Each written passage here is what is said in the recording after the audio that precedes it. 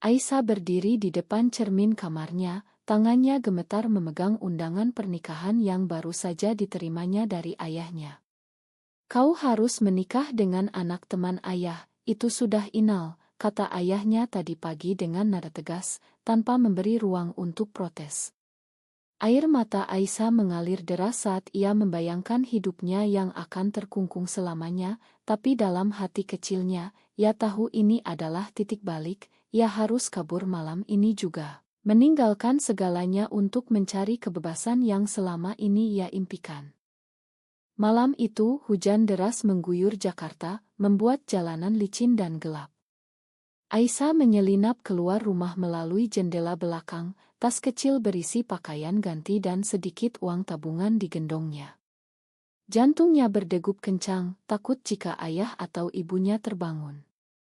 Ia berlari menuju stasiun kereta terdekat, tiket ke Bandung sudah dibeli secara diam-diam. Di sana, ia berharap bisa memulai hidup baru. Jauh dari tekanan keluarga yang menganggap pernikahan adalah kewajiban mutlak bagi seorang gadis berusia 25 tahun seperti dirinya.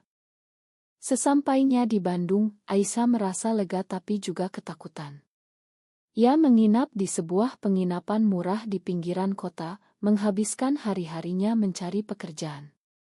Sebagai lulusan sastra dari Universitas di Jakarta, ia akhirnya mendapat pekerjaan sebagai editor di sebuah penerbitan kecil. Di sana, ia bertemu dengan Maya, seorang ilustrator berusia 28 tahun yang bekerja di Departemen Seni. Maya memiliki senyum yang hangat, mata yang penuh semangat, dan cara bicara yang membuat Aisyah merasa nyaman untuk pertama kalinya dalam hidupnya. Mereka sering bekerja bersama, membahas buku-buku dan ide-ide kreatif hingga larut malam. Perlahan, Aisyah mulai membuka diri. Ia menceritakan tentang keluarganya yang konservatif, ayah yang seorang pengusaha sukses tapi keras kepala, dan ibu yang selalu menurut pada suaminya. "Mereka ingin aku seperti kakak perempuanku, menikah muda dan punya anak," kata Aisyah suatu hari saat mereka minum kopi di kai kecil dekat kantor.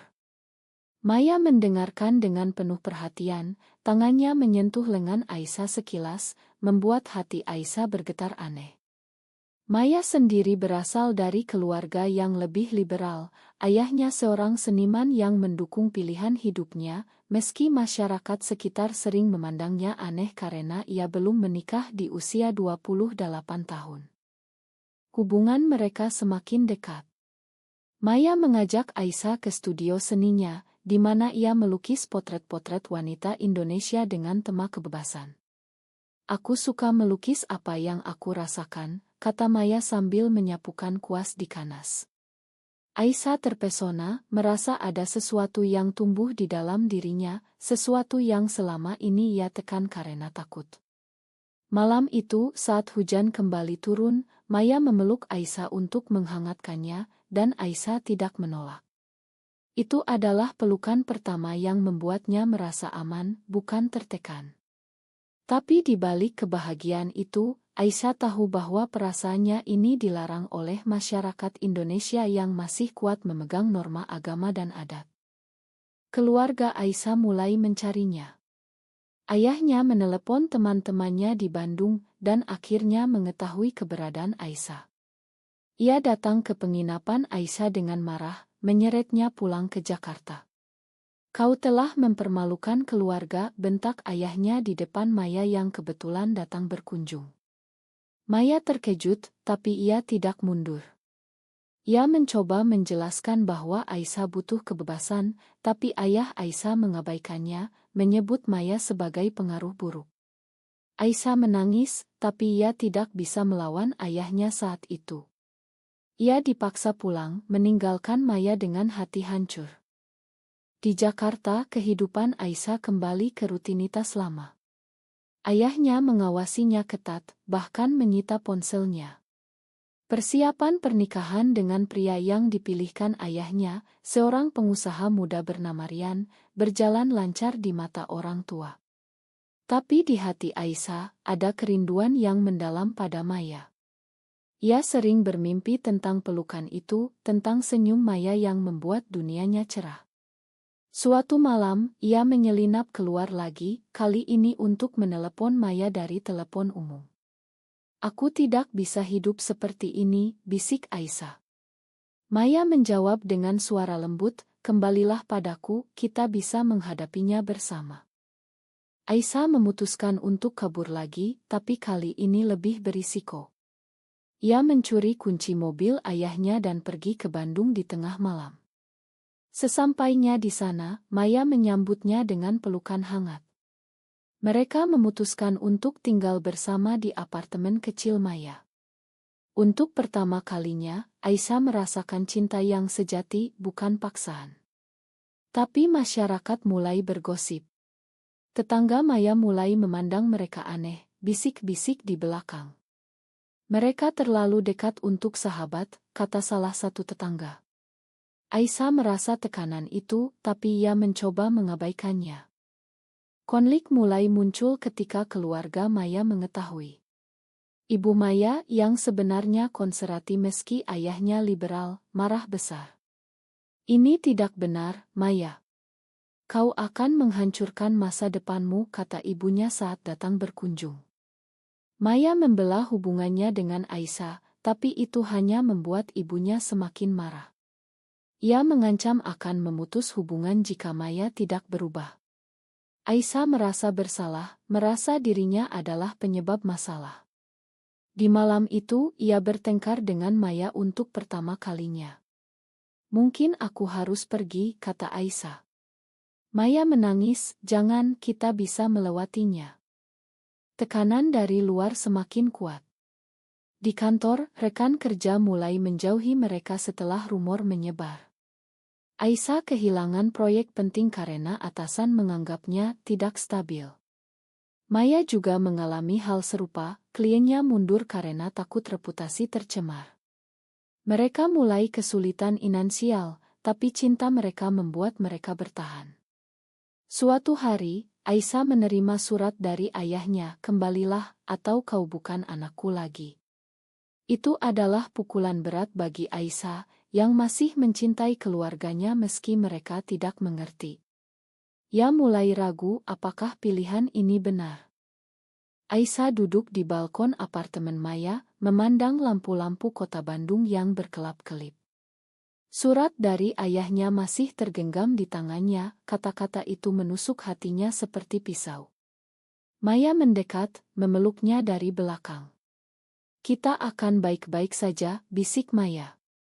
Tapi Aisyah tahu, ini baru permulaan dari badai yang lebih besar. Mereka harus menghadapi bukan hanya keluarga, tapi juga masyarakat yang penuh prasangka. Keesokan harinya, Aisyah memutuskan untuk mencoba berdamai dengan keluarganya. Ia menelepon ibunya, suaranya gemetar. Bu, aku minta maaf, tapi aku tidak bisa menikah dengan Rian.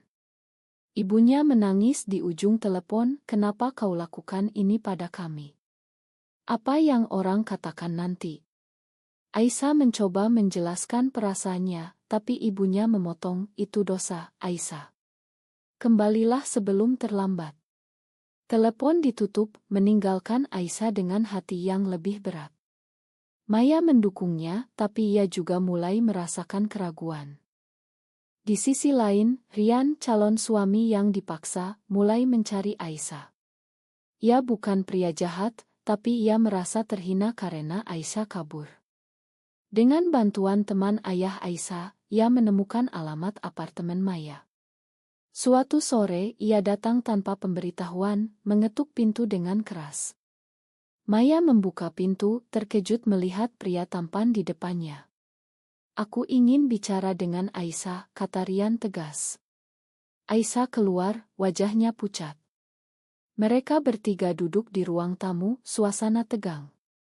Rian bertanya, kenapa kau kabur? Apa aku tidak cukup baik? Aisyah menjawab jujur, bukan itu aku. Aku mencintai orang lain. Rian terdiam, lalu melihat Maya dengan tatapan curiga. Seorang wanita, tanyanya. Aisyah mengangguk, air matanya menetes. Rian marah, ini gila. Kau akan menghancurkan hidupmu sendiri. Ia pergi dengan amarah, tapi janji akan memberitahu ayah Aisyah. Kabar itu menyebar cepat. Ayah Aisyah datang lagi ke Bandung, kali ini dengan saudara-saudaranya.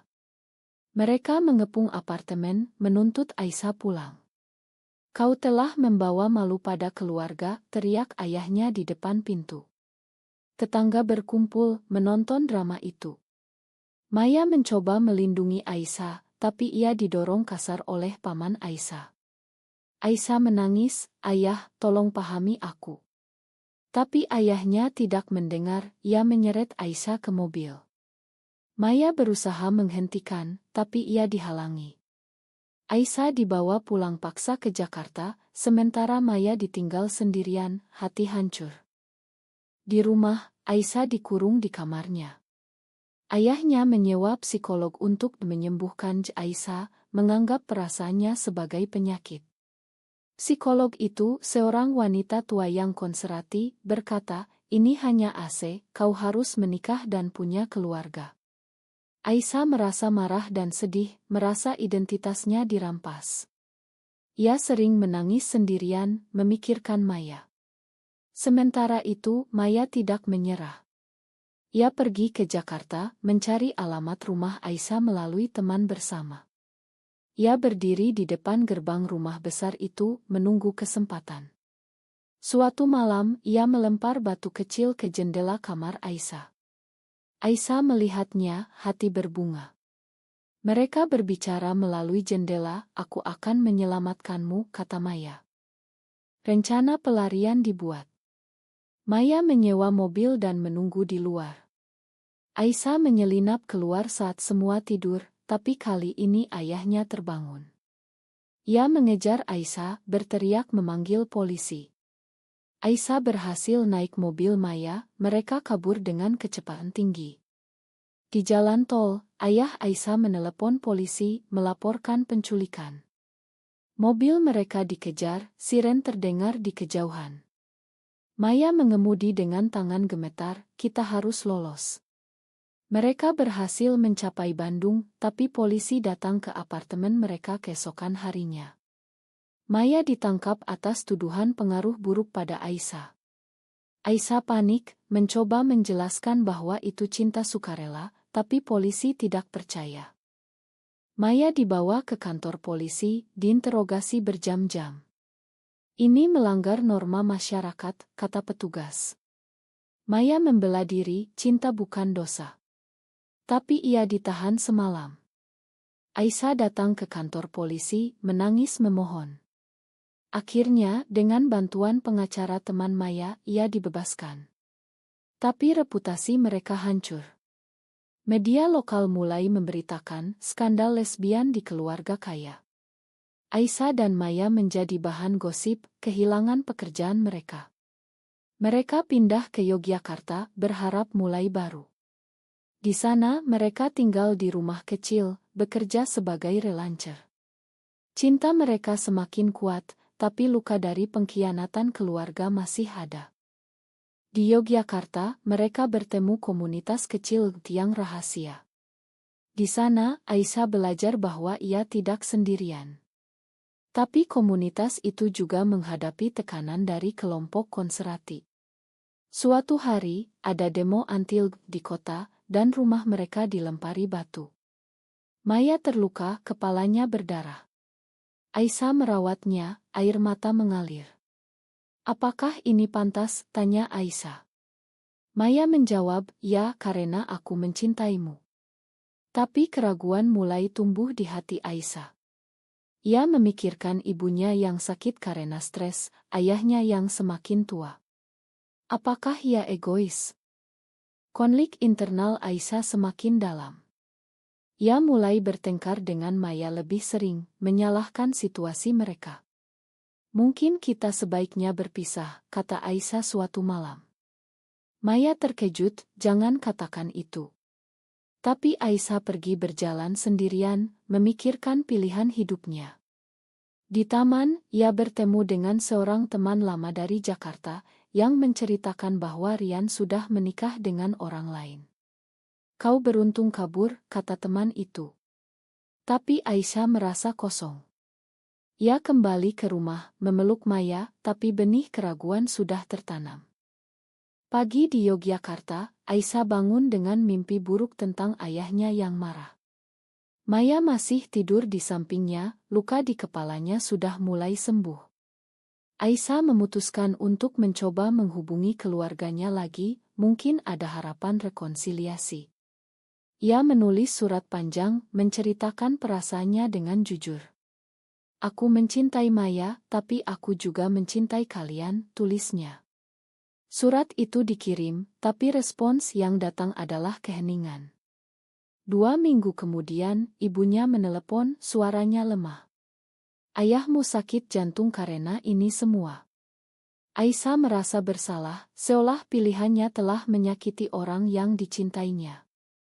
Maya melihat perubahan pada Aisyah. "Kau tampak gelisah," katanya saat mereka sarapan. Aisyah mengaku, "Aku takut kehilangan keluargaku selamanya." Maya memahami, tapi ia juga merasa terancam. "Apakah kau akan meninggalkanku?" tanyanya. Aisyah menjawab tidak, tapi di hati ia ragu. Tekanan sosial di Yogyakarta juga semakin terasa. Di pasar, mereka sering mendapat tatapan sinis dari pedagang. "Wanita seperti kalian tidak pantas di sini," kata seorang ibu tua suatu hari. Maya marah, tapi Aisyah menahannya, tak ingin konflik baru. Suatu hari, Maya mendapat tawaran pekerjaan di Bali sebagai ilustrator untuk hotel mewah. "Ini kesempatan bagus, kita bisa pindah ke sana," kata Maya antusias. Aisyah setuju, berharap lingkungan baru akan meringankan beban. Mereka pindah ke Bali, tinggal di ila kecil dekat pantai. Keindahan pulau itu membuat mereka bahagia sementara, berjalan tangan bergandengan di pantai saat matahari terbenam. Tapi masalah lama kembali muncul. Keluarga Maya datang berkunjung, ayahnya mendukung tapi ibunya masih marah. "Kau harus berhenti ini, Maya," kata ibunya. Maya bertengkar hebat, akhirnya ibunya pergi dengan air mata. Aisyah mulai bekerja sebagai guru les sastra di Bali. Di sana ia bertemu dengan siswa-siswinya yang muda dan polos. Salah satu siswa, seorang gadis remaja bernama Lina, curhat tentang perasaannya pada teman perempuan. Aisyah terkejut, merasa seperti melihat dirinya sendiri. Ia memberi nasihat, "Hati-hati, ikuti hatimu, tapi siap hadapi konsekuensinya." Lina tersenyum, tapi itu membuat Aisyah memikirkan kembali pilihannya. Apakah ia siap menjadi contoh bagi generasi muda, atau justru membahayakan mereka? Konflik mencapai puncak ketika ayah Aisyah datang ke Bali.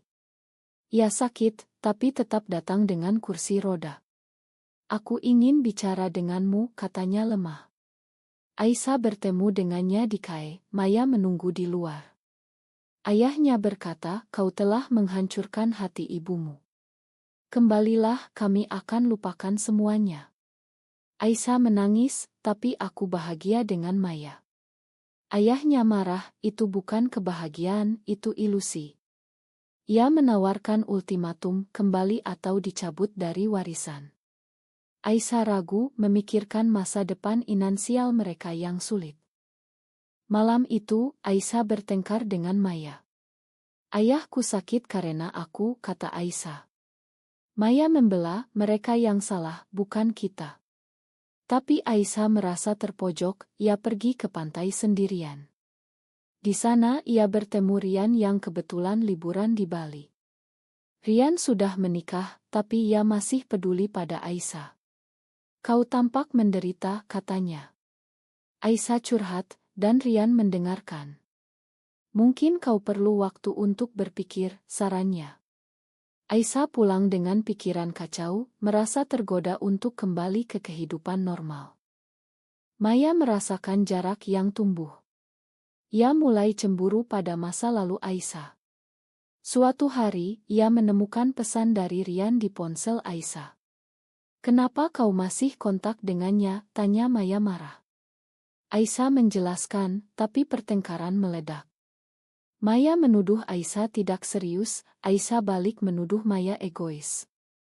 Mereka tidur terpisah malam itu untuk pertama kalinya. Pagi harinya, Maya meminta maaf, tapi keretakan sudah ada. Mereka mencoba memperbaiki, tapi tekanan dari luar semakin kuat. Kelompok agama lokal mulai mengkampanyekan anti-LGBT, poster-poster dipasang di jalan. Aisyah mendapat ancaman anonim melalui surat, pergi dari sini atau kau akan menyesal. Ia ketakutan, tapi Maya meyakinkannya untuk bertahan. Tapi kemudian, ila mereka dirusak, jendela pecah. Polisi datang, tapi mereka tidak serius menyelidiki, malah menyalahkan gaya hidup mereka. Aisyah mulai depresi, merasa pilihan cintanya membawa malapetaka. Ia berkonsultasi dengan psikolog lokal, yang netral.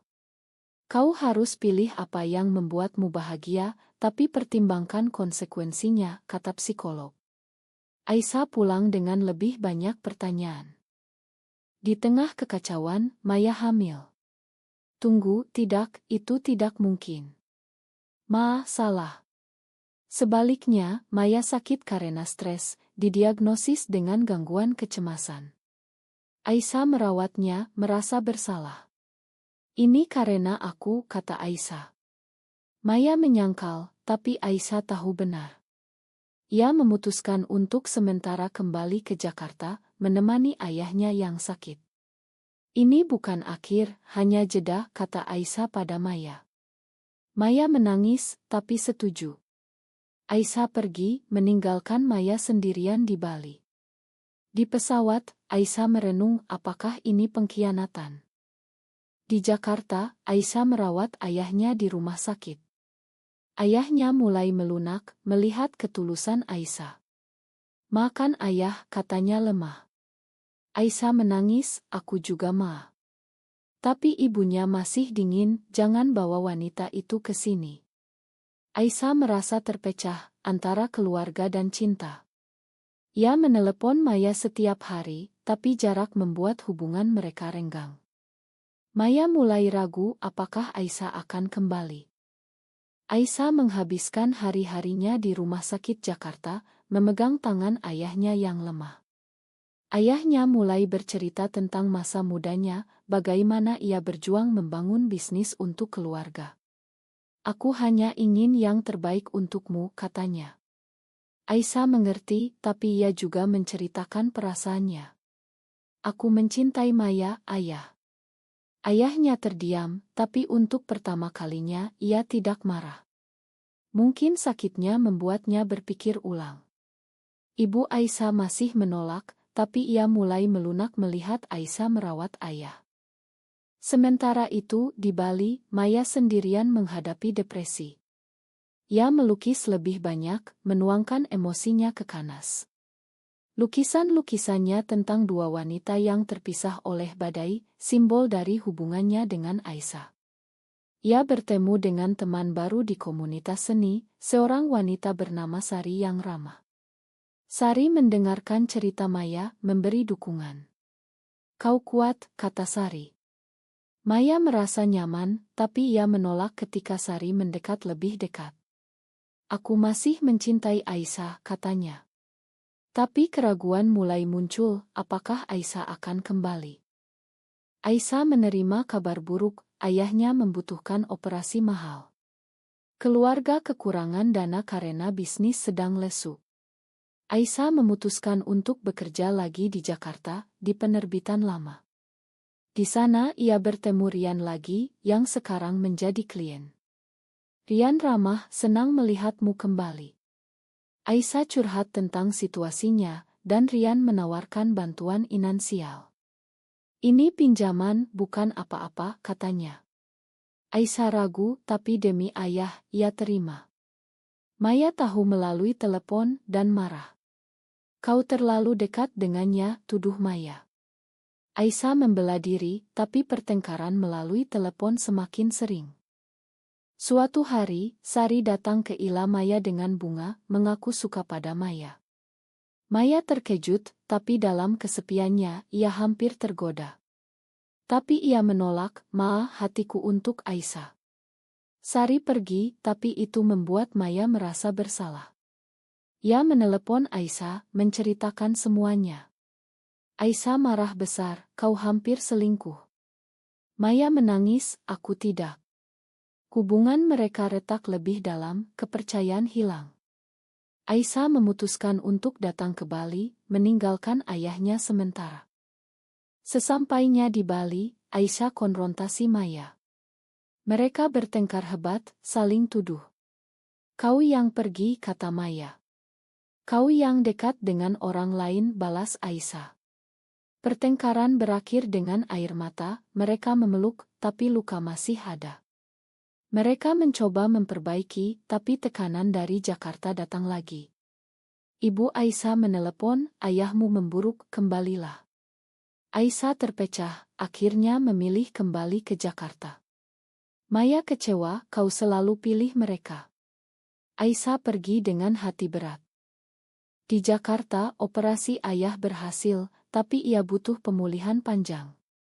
Aisyah tinggal di rumah, membantu ibu. Ibu mulai bicara, "Aku takut kehilanganmu." Aisyah menceritakan tentang Maya, dan untuk pertama kalinya, ibu mendengarkan. "Mungkin aku salah," kata ibu pelan. Tapi masyarakat masih menekan. Teman keluarga datang menasihati Aisyah untuk menikah. Aisyah menolak, tapi ia mulai lelah. Rian datang lagi menawarkan persahabatan. "Aku bisa bantu," katanya. Aisyah menerima makan malam bersamanya, hanya sebagai teman. Tapi foto itu tersebar di media sosial, dilihat Maya. Maya hancur, mengira Aisyah selingkuh. Ia minum-minum sendirian, lalu menelepon Aisyah marah. "Kau pengkhianat," teriaknya. Aisyah menjelaskan, tapi Maya tidak percaya. Maya memutuskan hubungan, selesai sudah. Aisyah menangis, tapi ia tidak bisa pergi ke Bali karena ayah. Ia merasa kehilangan segalanya. Di malam itu, ia memikirkan semua pengorbanan, meninggalkan keluarga, lalu kehilangan Maya. Apakah cinta ini pantas? Maya dalam kemarahannya dekat dengan Sari. Mereka menghabiskan waktu bersama, dan suatu malam, Maya mencium Sari. Ia menyesal seketika, tapi terlambat. Ia menelepon Aisyah, mengaku. Aisyah hancur, bagaimana bisa? Maya menangis, "Ma, aku kesepian." Aisyah memakan, tapi kepercayaan rusak. Mereka memutuskan jeda, tapi itu seperti akhir. Aisyah fokus pada keluarga, Maya pada karirnya. Waktu berlalu, ayah Aisyah sembuh. Ia memanggil Aisyah, "Aku lihat kau menderita. Jika itu membuatmu bahagia, pergilah." Aisyah terkejut, ayahnya berubah. Ibu juga setuju, meski enggan. Aisyah pergi ke Bali, mencari Maya. Tapi Maya sudah pindah, bersama Sari. Aisyah menemukannya di studio baru. "Aku kembali," kata Aisyah. Maya terdiam, terlambat. Sari berdiri di belakang, memegang tangan Maya. Aisyah hancur, pergi dengan air mata. Aisyah kembali ke Jakarta, memulai hidup baru. Ia bergabung dengan komunitas rahasia, menjadi advokat. Ia menulis buku tentang pengalamannya, meski anonim. Buku itu menjadi inspirasi bagi banyak orang. Tapi di hati, ia masih mencintai Maya. Suatu hari, Maya menelepon, "Aku salah, Sari bukan untukku." Aisyah ragu, "Kita sudah terluka terlalu dalam." Mereka bertemu di Jakarta, bicara panjang. Apakah mereka bisa mulai lagi? Pertemuan di Jakarta berlangsung tegang. Aisyah dan Maya duduk di kai yang sama di mana mereka pertama kali bertemu. Maya tampak kurus, mata lelah. "Aku menyesal meninggalkanmu untuk Sari," kata Maya. Aisyah mendengarkan, tapi luka pengkhianatan masih segar. "Kau menyakiti aku," jawab Aisyah. Mereka bicara berjam-jam, mengungkap semua rasa sakit. Maya menceritakan bagaimana kesepian membuatnya salah langkah, Aisyah tentang tekanan keluarga yang hampir menghancurkannya. Perlahan, pengertian tumbuh kembali. Mereka memutuskan untuk mencoba lagi, tapi dengan hati-hati. Mereka pindah ke Surabaya, kota baru untuk mulai ulang. Di sana, mereka bekerja bersama di agensi kreatif kecil.